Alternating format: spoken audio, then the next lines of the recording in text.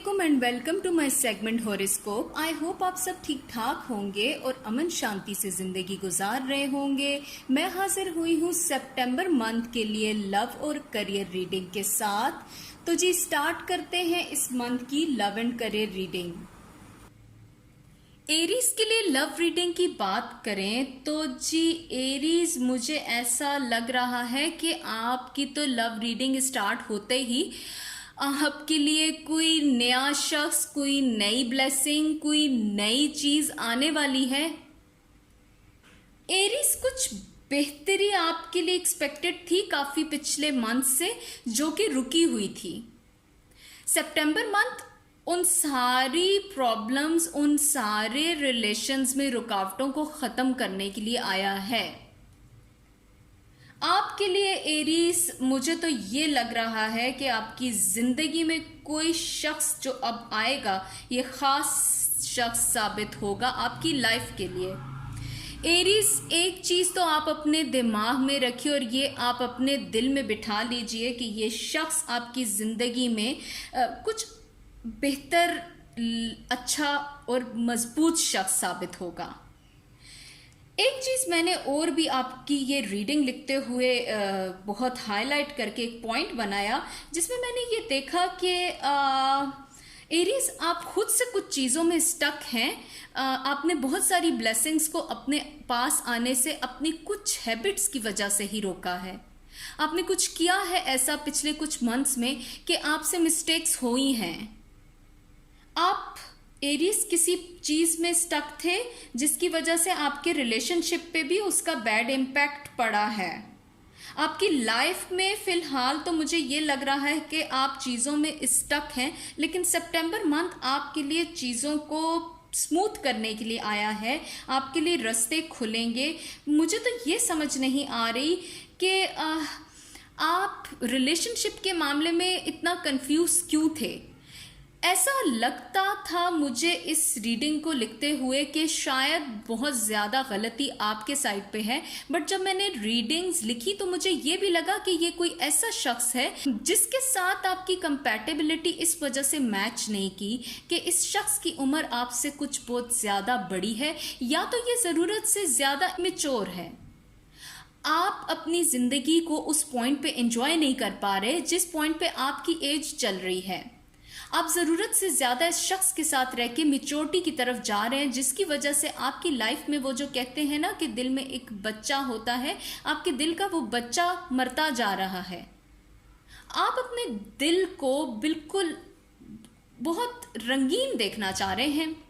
कुछ अल्फाज हैं जो स्टक हो रहे हैं, मैं बोल नहीं पा रही उस तरह से। उसका रीज़न ये है कि आपकी ज़िंदगी स्टक है। ये साइंस है जो ये रीडिंग लिखते हुए भी और बताते हुए भी मुझे महसूस हो रहा है कि आप इस स्टक सिचुएशन में हैं। आप अगर निकलना चाहते हैं तो आप ये ज़रूर सोचिए कि ये शख्स जो आपसे उम्र में बड़ा है, या तो ये मैच्योर है बहुत ज़्यादा, इसकी वजह से आप बहुत डिस्टर्ब हो चुके हुए हैं। आपकी जो भी वाइब्रेशन है उसको जाके ये शख्स मैच नहीं कर रहा। इस वक्त में तो मुझे ये लगता है कि ये शख्स आपको बहुत इमेच्योर समझता है, जिसकी वजह से आपका गुजरा हुआ वक्त भी बहुत डिस्टर्ब गुजरा। आप जो सोचते हैं, आप जो वो करते हैं, वो आप अपनी एज के मुताबिक सही चल रहे हैं, लेकिन ये शख्स या तो उम्र में बहुत बड़ा है, मैं फिर कहूँगी, या तो ये शख्स ज़रूरत से ज़्यादा ख़ुद को मैच्योर समझता है। इस वजह से आपकी लाइफ में बहुत ज़्यादा मसाइल हैं। आप उस शख्स की वजह से काफ़ी परेशान हैं। ये कोई ऐसा शख्स भी हो सकता है जिससे आपकी शादी हुई है, या तो ये कोई ऐसा शख्स है कि जिसके साथ आपका नया रिलेशनशिप बना है। लेकिन अगर आप इस तरह की एनर्जी को लेके अपनी लाइफ में चलेंगे तो आपके लिए बहुत मुश्किल हो जाएगा एरीज, मैं आपको बता दूं, क्योंकि इस शख्स के साथ आपकी कंपैटिबिलिटी उस तरह से सेट नहीं हो रही जैसा कि आप सोचते हैं, जैसा कि आप करते हैं। आपके लिए तो मुझे ऐसा लगता है कि कोई हेवनली बंदा होना चाहिए जो कि आपको लगे कि ये किसी हेवन से आया है, जबकि ऐसा नहीं है, तो जिसकी वजह से आप बहुत ज़्यादा डिस्टर्ब हैं। आपकी एनर्जी बिल्कुल स्टक थी। ये लिखते हुए जब मैंने रीडिंग लिखी तो मुझे यही लगा कि आप आपने बहुत ज़्यादा इन्वेस्ट किया है इस रिलेशन में, आपने बहुत ज़्यादा वैल्यू किया है इस रिलेशन को, आपने बहुत वक्त दिया है इस रिलेशन को, लेकिन ये उस तरह स्मूथ नहीं हो पा रहा। इसके पीछे ये वजह भी हो सकती है कि मेचोरिटी तो एक फैक्टर रहा, दूसरा ये चीज़ कि आप बहुत ज़रूरत से ज़्यादा डरने लग गए हैं। आप कोई बात करते हुए 100 दफ़ा तो सोचेंगे कि मैंने ये कह दिया उस शख्स को बुरा ना लग जाए। अगर ऐसा होगा तो आप अपने रिलेशन में ओपन कैसे होंगे एरीज? रिलेशन तो वो है ना कि एक दूसरे के साथ आप मिल बैठ के चलें और बात करें और खुल के अपने दिल की बात का इजहार करें। आप कोई चीज़ अपने अंदर स्टक ना करें। वो जो स्टक एनर्जी आपकी चल रही, जो कि मेरे बात करने में भी आपको फील हो रहा कि मैं स्टक होके बोल रही, तो I think that is the reason कि आपने बहुत ज़्यादा खुद को स्टक किया हुआ है। यही वजह है कि आप बहुत ज़्यादा परेशान हैं। आपकी एनर्जी जो है वो इतनी ज़्यादा होती है एरीज, लेकिन आप इस वक्त अपनी एनर्जी के ज़्यादा होने के बावजूद बहुत डाउन फील कर रहे हैं। लेकिन मैंने कहा सितंबर मंथ ब्लॉकेजेस क्लियर करने का मंथ है, आपके लिए रास्ते खुलेंगे। आपके लिए रिलेशनशिप में कुछ बेहतरी भी आ रही है, लेकिन जहाँ पर प्रॉब्लम है वो मुझे ये लगता है कि ये शख्स, कोई भी शख्स है, एक वक्त के मुताबिक, मेरी ये बात लिख लें, ये आपके अंदाज में ढलता जाएगा। अभी ये खुद को जितना मैच्योर समझ रहा है, लेकिन ये शख्स, मैं आपको कंफर्मेशन दे रही हूँ कि आपके अंदाज में ढलेगा, वापस आएगा।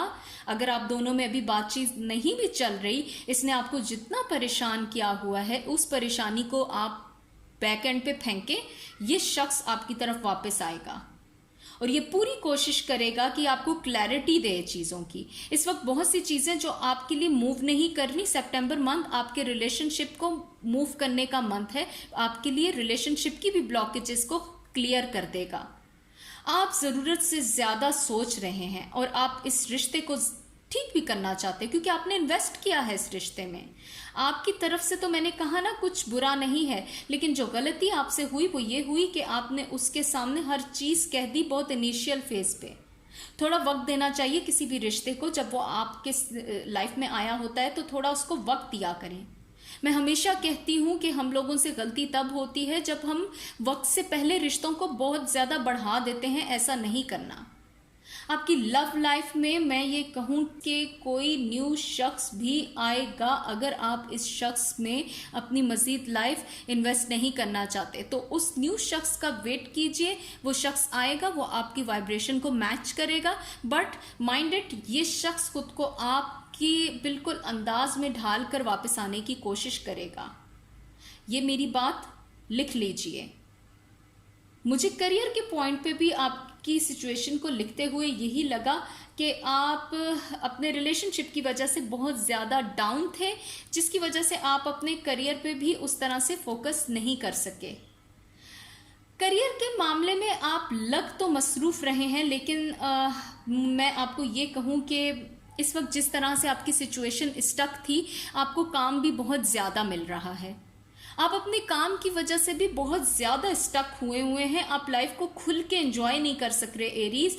और मुझे ये भी लग रहा है कि कुछ काफ़ी सारे लोग हैं आपके आसपास जो आपसे अपने तरीके का काम करवाना चाहते हैं। हालांकि you are the master of your tasks, लेकिन बहुत से लोग हैं जो कि ये चाहते हैं कि आप उनके मुताबिक अपने काम को करें, आप उनके मुताबिक चीज़ों का रिज़ल्ट निकालें, जबकि ऑलरेडी आप इस तरह के इंसान हैं नहीं। आपको किसी के अंडर या आपको किसी के सामने दब के रहने की आदत नहीं है। आप पसंद नहीं करते ये सारी चीज़। इस वजह से आपकी काम के लिहाज से भी थोड़ी एनर्जीज़ मुझे स्टक लगी हैं। मैं आपको ये कहूँ कि एरीज, आपने खुद को बिल्कुल डिप्रेशन में नहीं लेके जाना। मैं इस मामले पे भी आपको कुछ अच्छी खबरें देना चाह रही हूँ। वो ये है कि अगर लोग आपको अपने मुताबिक चलाने की कोशिश कर रहे हैं तो याद रखिए कि सितंबर मंथ में आपको मेहनत तो करनी पड़ रही है, लेकिन ये मेहनत आपको बहुत ऊपर लेके जाने वाली है। आपके लिए सितंबर मंथ खुशी लेके आएगा इस पॉइंट पे कि आपकी मेहनत, आपकी इन्वेस्टमेंट्स, आपके रिलेशनशिप के मुताबिक या आपके काम के मुताबिक जो भी इन्वेस्टमेंट्स हैं वही आपके लिए बेहतरीन रिजल्ट निकालेंगी। सिर्फ आपने काम होना है, सिर्फ आपने ठंडा होना है, सिर्फ आपने कूल डाउन होना है।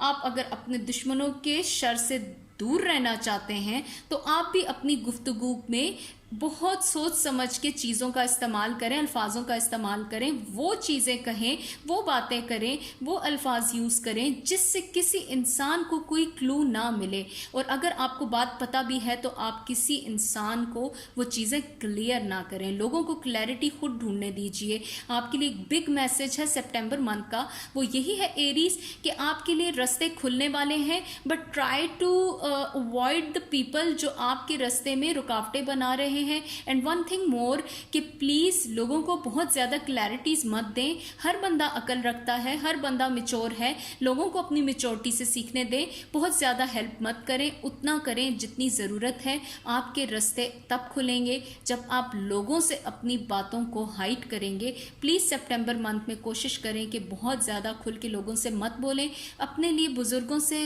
दुआ करवाइए, अपने बड़ों से दुआ करवाइए और थोड़ा मेडिटेट कीजिए। सितंबर मंथ के बाद आपके लिए अचानक से बेहतरी आने वाली है।